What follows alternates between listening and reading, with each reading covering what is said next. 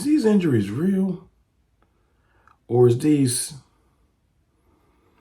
Cowboys think they slick?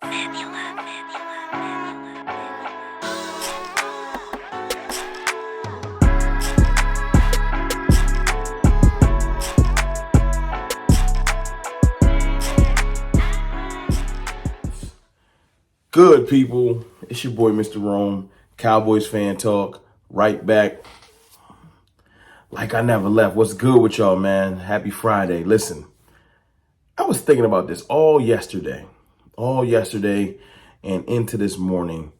And I got this thought about the Cowboys and the rash of injuries that we're dealing with. And I only have this thought literally because of what recently happened. Let me catch you up if you're not familiar. Defensive tackle Jordan Phillips that we picked up over the summer, late in the summer, he was placed on IR, right? And for a wrist injury.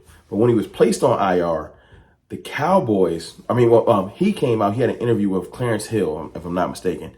And he told Clarence Hill, I'm fine. Nothing's wrong with my wrist.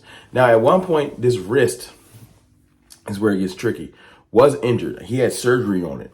But I don't think he had any re-aggravation or anything like that. He just played terribly the first 2 weeks, right?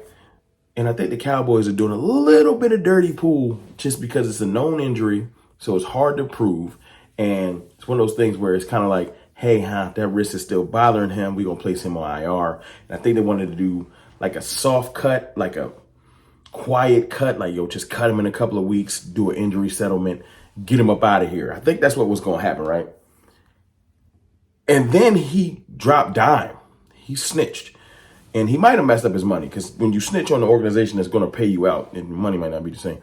But that's not my problem. That's neither here nor there. It made me start thinking, how many times over the last couple of years or just period have the Cowboys used previous injuries or known injuries to keep a player on the field or keep a player off the field?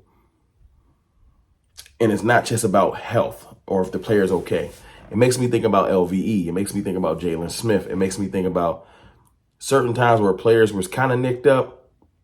And now that I know that they're capable of this, did the Cowboys use this to get a player off or on the field?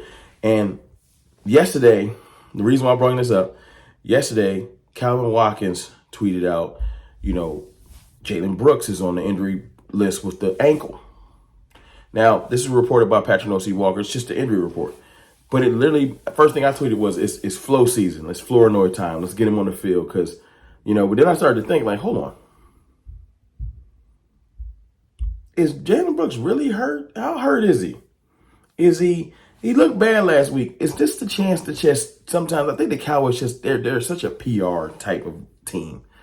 They don't like to do things that's just too brash and rough and like just mean. It's outright mean. Other teams don't care. It's big boy league, grown men. Millions of dollars being paid. You either good or you're not. Cowboys like to kind of just ease things in. They don't want to be mean. And I don't know why. It's just the way they do things. Except when it comes to paying their stars. But that's another story for another day. But with this situation, I think the Cowboys might. And this is a theory. This is just speculation. I wouldn't be surprised if Flournoy ends up on the field with either this week or next week and that ankle injury for Jalen Brooks just starts to be aggravated. And it's a way for them to pretty much put him back, not on injury reserve per se, but maybe just not have him active, elevate Flournoy with all the movement we have. Remember, it's a lot of movement going on. And see what we got in Flournoy without making a media spectacle, without just saying Jalen Brooks is a failure. Now, I think Tobert's a little bit higher than Brooks. He had a pretty decent game last week, although some of them yards felt empty. But I don't think this is a Tolbert thing. I still think Tolbert's in the 3. But as you can see last week, you still get a rotation. 3 or 4 rotate. And if we can get Flournoy on the field and he shows something, he'll go from 4 to 3 really quickly if Tolbert don't step up. And that's just my thoughts. I think that, this is literally how I think the Cowboys are doing business. Like all of a sudden, Mozzie Smith got a back. I don't think Mozzie got a back. I think Mozzie's back was kind of sore, but I don't think it's as sore as they're leading on. I think it's kind of like, let's make sure that we get Carlos Watkins on the field this week because he already practicing and he ain't go to the practice squad. So I think Watkins is going to start this week. I think Mozzie Smith might rotate, and this is a soft benching. These injuries are starting to, like, it's a theory, like they're using the injuries to not hurt people's feelings. So Mozzie's hurt. Watkins is going to start. And I'm not saying Watkins is the future or the game changer. I'm just saying the Cowboys are using the injuries to move players around without allowing the media to make it a spectacle that people are being benched. And every team probably does this. It's just my eyes is open ever since the Jordan Phillips thing. One more thing I wanted to touch on.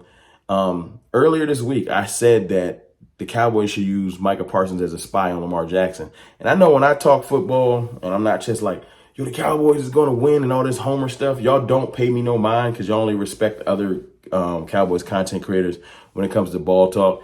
And I understand my lane. I understand my space in the YouTube community. But, I do know a little bit of football. Like, I know y'all don't want to believe it. Y'all think I just wear hats and scream and drink tequila and whiskey. But I do know a little bit of football. And one of my suggestions and thoughts prior to I'm not in the team meetings, was let's use Micah as a spy because it's obvious. He's our best defensive athlete, probably the best athlete on the field. Lamar Jackson's the best athlete on their side. Why not use strength on strength? We have the counter to their offense. And when I said it, not a lot of people paid attention to it, but listen to Jane Slater. So one of the things that Micah Parsons talked about this week was this idea that perhaps Mike Zimmer would have him play the spy, make sure that he is constantly keeping an eye on Lamar Jackson. The problem is you've got to ensure that everyone else is doing their jobs if that's Micah's one job. And if you looked at the tape. Now, look, I'm not saying it's going to happen because Jane said it. And usually these type of things you don't put your strategy out there too much, but sometimes you do because you want to kind of get the other team to overthink. So maybe Overshawn will be the spy. I don't know. I just think, personally, I can see Micah doing some spying. Do I think his entire game, every snap, he's going to be spying Lamar Jackson? No. Do I think that 25 to 30 snaps you should have him back there making Lamar think? When he snaps the ball, he has to think, where is Micah? That's all. Because when they snap the ball, we got to think, what is Lamar going to do? Is he going to actually pull it and run? Is it going to be a draw? Is he going to stretch the edges? What is Lamar going to do? Is he going to actually play from the pocket this game? I want him to be like, where is Micah at? Because if he's chest on the edge, you can chip him. You can know where he's at. You can run away from him if he gets too far off-field, etc. If he's in the middle of the field, you have to pay attention to where he is. And with his speed, his closing speed, he's faster than Lamar Jackson. He can change the game. But that's just my thoughts. Little early video. We'll talk more later. Cowboys using these injuries to their advantage. I'll holla.